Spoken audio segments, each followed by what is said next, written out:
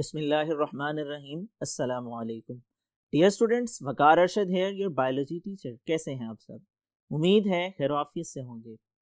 Grade 10 आज हम discuss करने वाले हैं आई की स्ट्रक्चर को।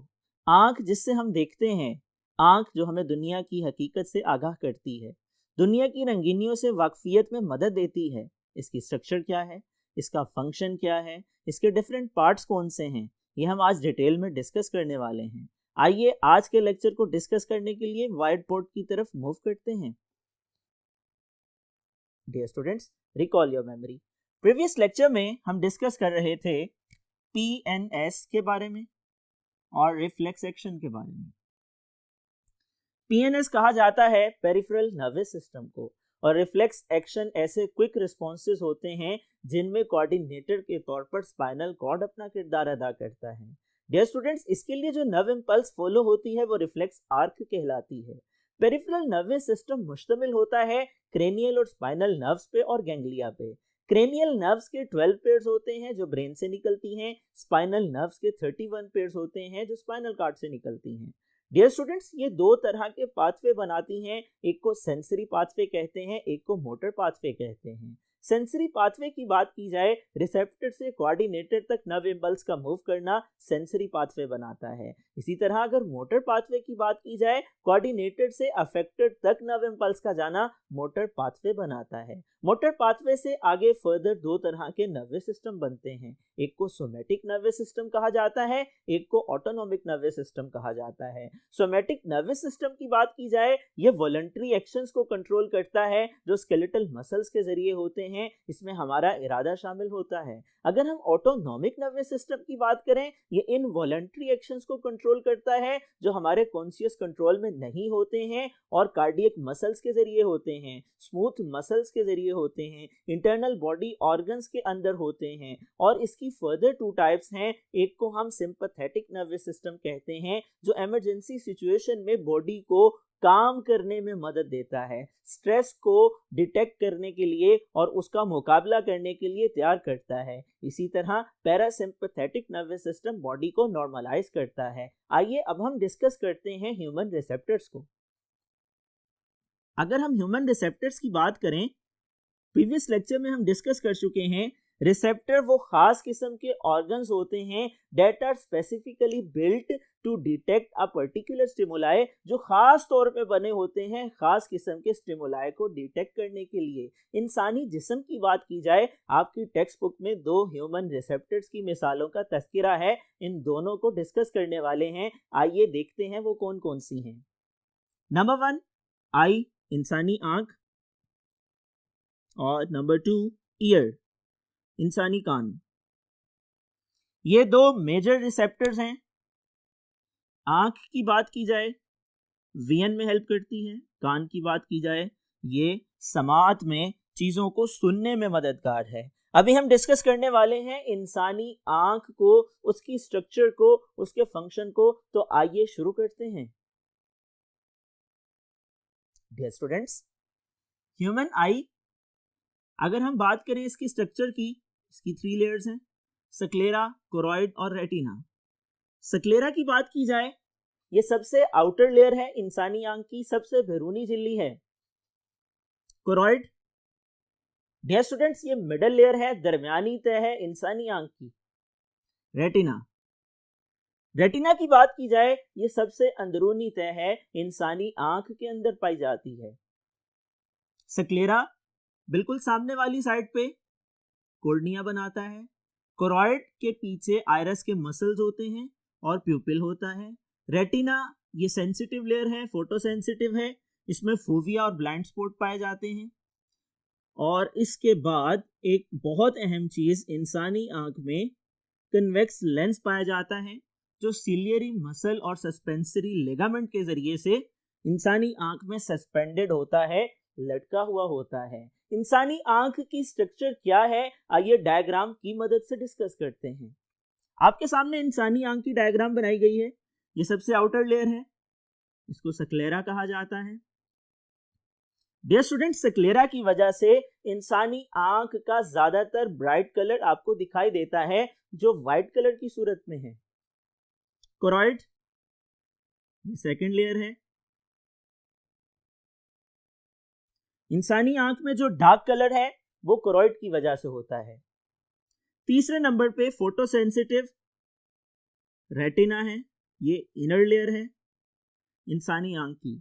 डियर स्टूडेंट्स, यहां पर वो पॉइंट कि जहां से ऑप्टिकल नर्व अंदर एंटर होती हैं, इसको लेबल कर लीजिए, ये ऑप्टिकल नर्व्स हैं जो ब्रेन तक जाती हैं और आपकी आंख में जो भी इमेज बनता है उसके रियलाइजेशन में मदद देती हैं। इस पॉइंट को ब्लाइंड स्पॉट कहा जाता है।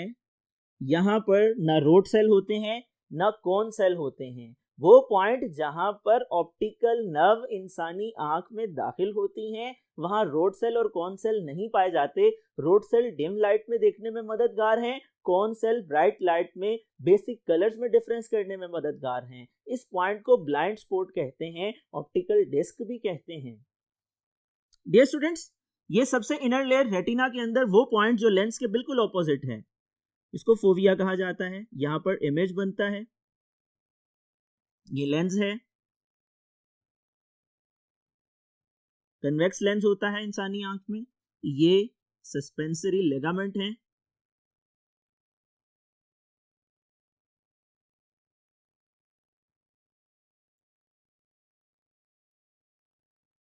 इसी तरह अगर हम यहां पे देखें, ये दरमियान वाला हिस्सा प्यूपिल है,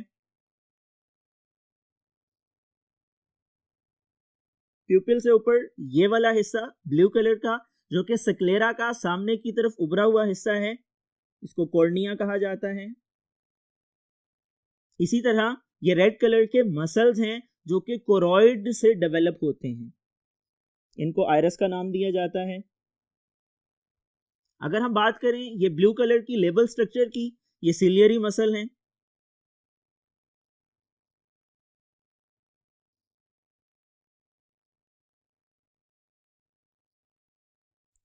डियर स्टूडेंट्स, ये इंसानी आंख है कि जिसकी 3 लेयर्स हैं, स्क्लेरा, कोरॉइड और रेटिना। स्क्लेरा की वजह से ब्राइट कलर, कोरॉइड की वजह से डार्क कलर और रेटिना फोटो सेंसिटिव है। यहाँ पर ब्लड वेसल्स पाई जाती हैं, यहाँ पर नर्व एंडिंग्स पाई जाती हैं, यहाँ पे खास किस्म के सेल्स पाए जाते हैं, बुनियादी रंगों में फर्क करने में मदद देते हैं और डिम लाइट में देखने में मदद देते हैं, जिन्हें हम रोड और कॉन सेल कहते हैं। डियर स्टूडेंट्स, लेंस के बिल्कुल ऑपोजिट रेटिना का वो पॉइंट जहाँ इमेज बनता है उसे फोविया कहा जाता है। और आयरस और रेटिना के दरमियान वाला जो चैम्बर है, इसमें एक फ्लूइड मौजूद होता है, जेली लाइक फ्लूइड होता है, इसे विट्रियस ह्यूमर का नाम दिया जाता है।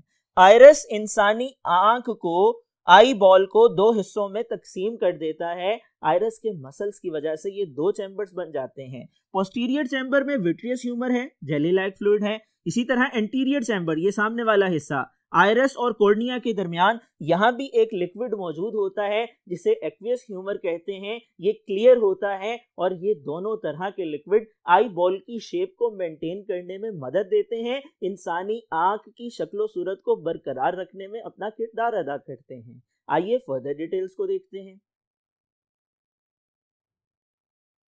Dear students, pupil contraction and relaxation की बात की जाए, हमारी आंख जो कि दिखने में कुछ यूं नजर आती है, इसमें 2 तरह के मसल्स होते हैं। एक को सर्कुलर मसल कहा जाता है, एक को रेडियल मसल कहा जाता है। जब रोशनी कम होती है, सर्कुलर मसल कॉन्ट्रैक्ट करते हैं और रेडियल मसल रिलैक्स करते हैं। नतीजे के तौर पर कम रोशनी में आपके प्यूपिल डायलेट हो जाते हैं, आप अपनी आंख को खोल के अच्छी तरह देखने की कोशिश करते हैं। और ये कैसे मुमकिन होता है? सर्कुलर और रेडियल मसल के कॉन्ट्रैक्ट और रिलैक्स करने की वजह से मुमकिन होता है। इसके बिल्कुल बरअक्स, ऑन द कंट्रेरी, अगर हम डिस्कस करें ब्राइट लाइट को, ब्राइट लाइट में तेज रोशनी में आपकी आंखें चुंधिया जाती हैं, आपके प्यूपिल कंस्ट्रिक्ट हो जाते हैं, यानी आंखें बंद होना शुरू हो जाती हैं, क्योंकि लाइट की एक खास लिमिट से ज्यादा इंटेंसिटी आपकी आंख को मुतासिर कर सकती है। और ये कंस्ट्रिक्शन का अमल और ये प्यूपिल के कंस्ट्रिक्ट होने का अमल भी सर्कुलर और रेडियल मसल्स की वजह से होता है। बिल्कुल बरअक्स ब्राइट लाइट में सर्कुलर मसल रिलैक्स करते हैं और रेडियल मसल जो हैं वो कॉन्ट्रैक्ट करते हैं। आपने इसको याद रखना है, ये इंपॉर्टेंट कंसेप्ट है। अगर डिम लाइट है सर्कुलर मसल कॉन्ट्रैक्ट करेंगे, रेडियल मसल रिलैक्स करेंगे। यहां पर मैंने लेबल किया है, ये रेडियल मसल है ब्लू कलर के और सर्कुलर मसल ये राउंड शेप में है। ठीक है जी, आपने इन दोनों के अंदर डिफरेंस को समझ लेना है। एक कॉन्ट्रैक्ट करता है तो दूसरा रिलैक्स करता है। नतीजे के तौर पर डिम और ब्राइट लाइट में आपके प्यूपिल कंस्ट्रिक्ट होते हैं और डायलेट होते हैं। आपकी आंखें मुकम्मल तौर पे खुल जाती हैं या खुलने में दुश्वारी का सामना होता है, बंद हो जाती हैं, उनका डायामीटर कम हो जाता है, प्यूपिल का साइज सिकुड़ जाता है। यहां पर इंटरेस्टिंग इंफॉर्मेशन है, समझ लीजिए। कैट्स एंड डॉग्स, ये डेली ऑब्जर्वेशन है, आपने देखा होगा। अंधेरे में बिल्ली और कुत्ता ये दो ऐसे जानवर हैं जिनकी आंखें बहुत ज्यादा चमकती हैं। वजह क्या है? इनकी आंखों पर एक झिल्ली होती है, एक मेम्ब्रेन होती है जिसे टेपिटम का नाम दिया जाता है। इसकी वजह से रोशनी मुनक्किस होती है, लाइट रिफ्लेक्ट होती है और आंखें चमकती हुई दिखाई देती हैं। इंपॉर्टेंट इंफॉर्मेशन है, आपसे एमसीक्यू में या शॉर्ट क्वेश्चंस में पूछी जा सकती है, ऑब्जेक्टिव टाइप पोर्शन का हिस्सा बन सकती है। इसी तरह अगर हम आईलेट्स की बात करें, आपकी आंखों के जो पपोटे हैं ये आपकी आंखों को साफ करते हैं, आंसुओं को फैलाते हैं, डिहाइड्रेशन से बचाते हैं। आंसुओं के अंदर एक खास किस्म का केमिकल है। अल्लाह ताला की कुदरत का मुशाहिदा कीजिए, कोई भी चीज बगैर किसी वजह के नहीं बनाई गई है। ये केमिकल क्या करता है? एक तो आंखों को खुश्क होने से बचाता है। देखिए अल्लाह की कुदरत को कि आप अपनी जिंदगी में कई दफा आंखें खोलते और बंद करते हैं, पलकते झपकते आपकी आंखें कभी ऐसा नहीं होता कि रगड़ खाना शुरू कर दें। उसकी वजह क्या है? आंसू हैं, टीयर्स हैं। इनके अंदर एंटीबायोटिक केमिकल्स होते हैं, बैक्टीरियल इन्फेक्शन का इलाज करने में मदद देते हैं। इसी तरह आई लैशेस की बात की जाए, इनका भी अहम काम है, आपकी आंखों में फाइन पार्टिकल्स को, जर्रात को, डस्ट के, गर्दो गुबार के जाने से रोकती हैं। आज हमने डिस्कस किया इंसानी आंख को, हमने डिस्कस किया इसकी स्ट्रक्चर को, हमने डिस्कस किया इसके मुख्तलिफ पार्ट्स को, हमने डिस्कस किया इसकी लेयर्स के बारे में, हमने डिस्कस किया टेपिटम के बारे में, हमने डिस्कस किया सर्कुलर और रेडियल मसल्स के बारे में, हमने डिस्कस किया मुख्तलिफ किस्म के स्ट्रक्चर और उनके फंक्शन के हवाले से।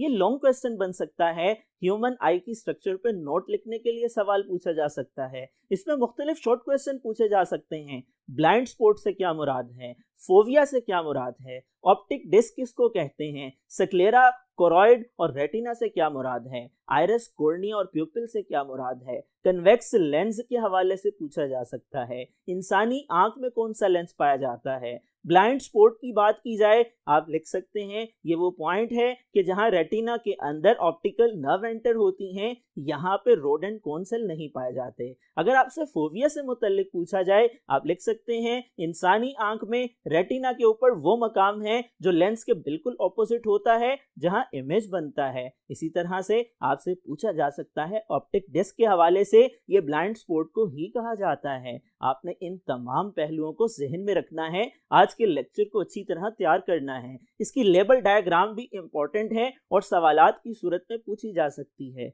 मुझे उम्मीद है आपने ये लेक्चर समझ लिया होगा। समझने के बाद आप इसको याद भी करेंगे, नोट डाउन भी करेंगे। डियर स्टूडेंट्स, अगले लेक्चर तक के लिए अपना ख्याल रखिएगा। अल्लाह हाफिज।